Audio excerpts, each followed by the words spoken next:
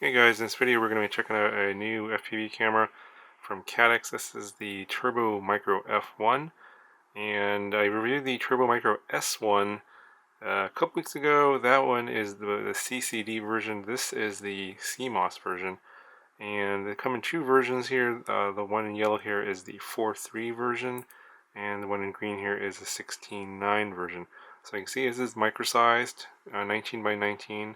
Like the Micro Swift and Fox Aero Micro, same form factor, same as the Micro Turbo S1, except this is CMOS, and this is meant to compete with the RunCam Micro Sparrow. As you know, this is the CMOS version of the Micro Swift. The Micro Swift was the CCD version. This is the CMOS version, and so this camera is meant to compete with the RunCam Micro Sparrow. So go through like the menus and stuff. We'll connect this up to the monitor. We'll take a look at it.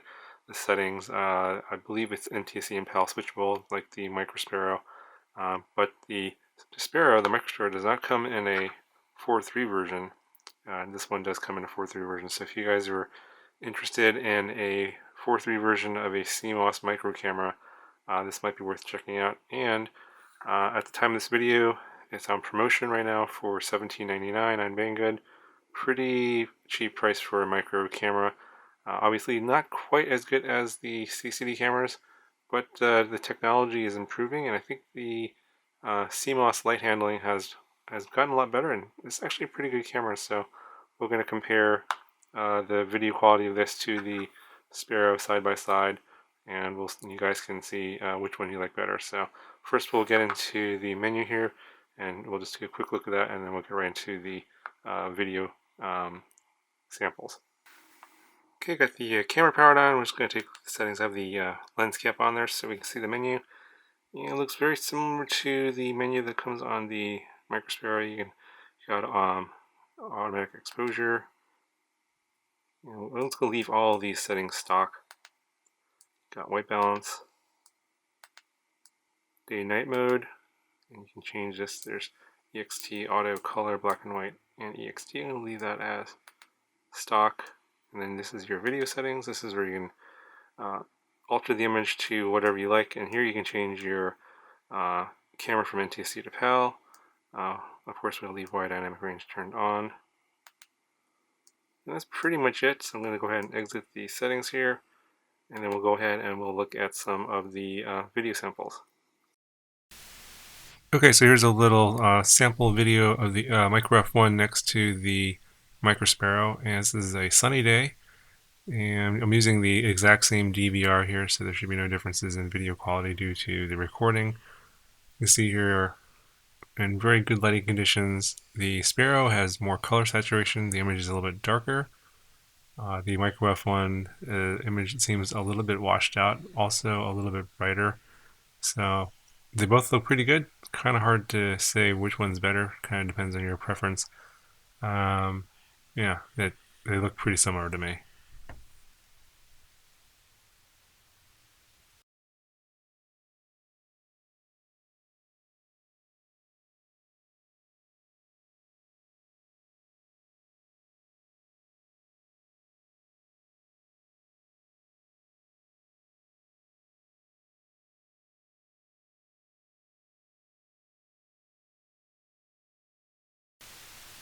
Okay, so here we have a side-by-side video of the Sparrow and the Micro F1 on a cloudy day, and I think here the Sparrow definitely looks a lot darker, more contrasty. Just colors are darker overall. The F1, this looks the color palette looks very flat, not a lot of contrast. Obviously, these are just stock settings here. I did not tweak the settings on any of the cameras. These are default settings out of the box.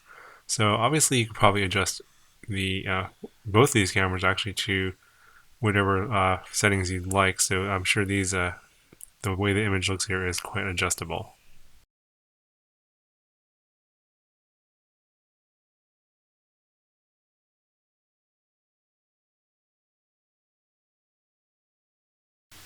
Okay, so here we have another low light situation.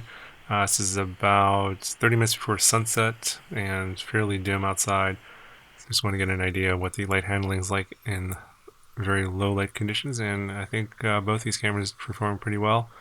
Again, I think you see sort of like not as much saturation in the F1, more color saturation, darker image in the Sparrow. That's been pretty consistent across all different lighting conditions.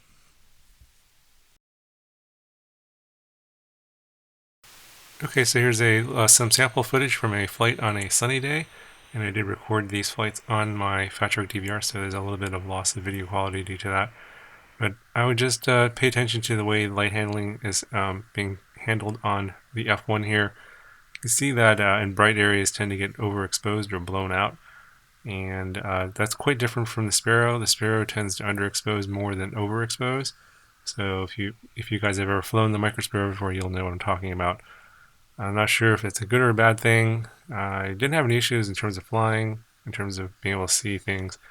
I prefer actually things be overexposed than underexposed, just because if it's underexposed, you just can't see anything. Everything's just dark, there's no detail. Whereas if you have the sky overexposed, you can see more. So that's just my opinion on that. So here's some footage from a flight on a cloudy day, so you can get an idea of how the F1 handles light on a cloudy day, and it's very similar. It tends to blow out the sky and overexpose the sky while keeping the exposure of the ground neutral, which is something I think I prefer. But you guys can take a look at this and see what you think, compare that to the Sparrow, and you can decide if you think that this is better or worse.